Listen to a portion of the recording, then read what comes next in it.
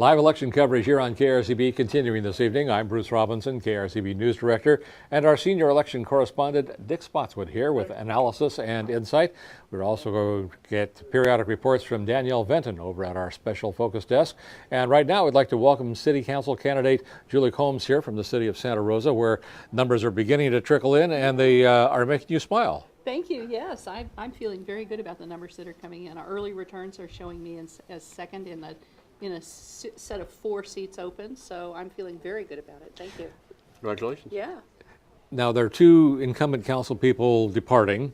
Yes. And Well, 2 incumbent people seeking re-election. that's correct. So there's a chance for some shaking up. That's right. We're hoping to see, Santa Rosa has for like 30 years had a majority that had a sort of particular orientation, and there was a period of time in there when Susan Gorin was mayor, when the orientation sort of shifted a little bit, and we're hoping to have that shift hold this time. One of the things we do on television is we tend to talk in code terms because we know what people are talking about, but the folks out there don't.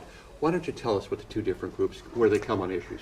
Well, it's a little tricky. One group likes to say that they're pro-business and tend to be pro-development.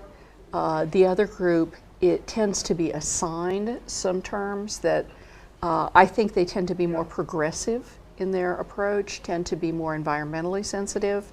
But I don't like to say that they're not pro-business because they tend to support, as I do, local business quite a bit, not be as enamored of the big box chain stores. In this particular race, as you're out walking around the city, and you're covering the whole city this time. That's right, it's at large, whole city. What were people concerned about? You know, people asked a lot of different questions of me. I would say one of the key points was our Measure Q that we can talk about. And the other key hot topic was pay and pension reform. Oh, really? Yes. People are talking about that door to door. You know, I had a person, when I knocked on their door and as I was leaving their door, the husband of the household practically chased me down the street to ask me questions about pay and pension reform. I mean, there were very vigorous questions about that. Where were they coming from? Very concerned about the state of our budget, about our unfunded liabilities, concerned about misuse of pension as a reward that was not completely earned, sense that there was some inequities in the way that our pension system was working or not working.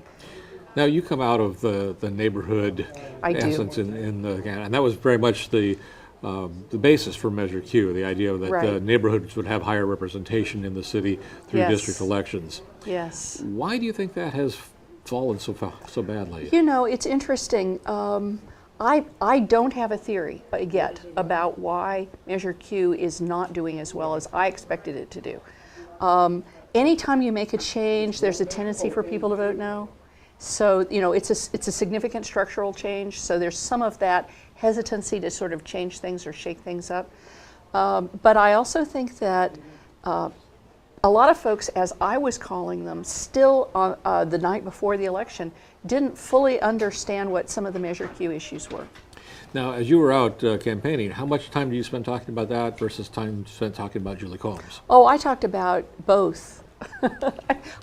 People ask questions, you answer what they ask. Mm-hmm. If they really want to talk about Q, you talk about Q at the door. Oh, sure. And they get a sense of your personal values in a lot of different ways. So you talk about yourself some at the door, but you also talk about the thing that they're interested in knowing about.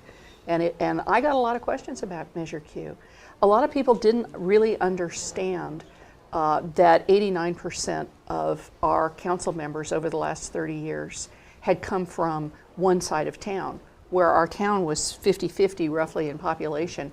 89% of the town is elected out of the northeast, out of the east section. It would be and they didn't understand that. It would be very interesting after the election to see on that measure a breakdown by precinct. It will be interesting and it will be scary because, of course, as you all know, the city of Modesto was sued by its residents under the California Voter Rights Act to the tune of a $3 million settlement over not having district elections. District elections is a safe harbor from that lawsuit. And you see Santa Rosa is vulnerable to the same issue? I think so, and if there is geographic, racially polarized voting about Measure Q, that can be used as evidence in court. Of course, the big racial polarized lawsuit dealt with the congressional districts. You know, that's why we have 4 or 5 congressional districts that are subject to California or federal voters' rights supervision. Yeah, this is the California No, I law, know, right? But that's really kind of got people's attention. It did. It's interesting to me that you personally as a candidate are faring much better than the measure that you were fairly strongly identified with. It is, but there are 7 people running for city council for 4 seats, which is a little different than an up-down vote where it's 51%. Well, I wish you well as the evening continues. Thank you very much for coming We're to so visit us this excited. I evening. appreciate your I having have me. a hunch it's going to take, the final number is going to take a bit. Yes. Thanks. Julie Combs, candidate for the city council in the city of Santa Rosa.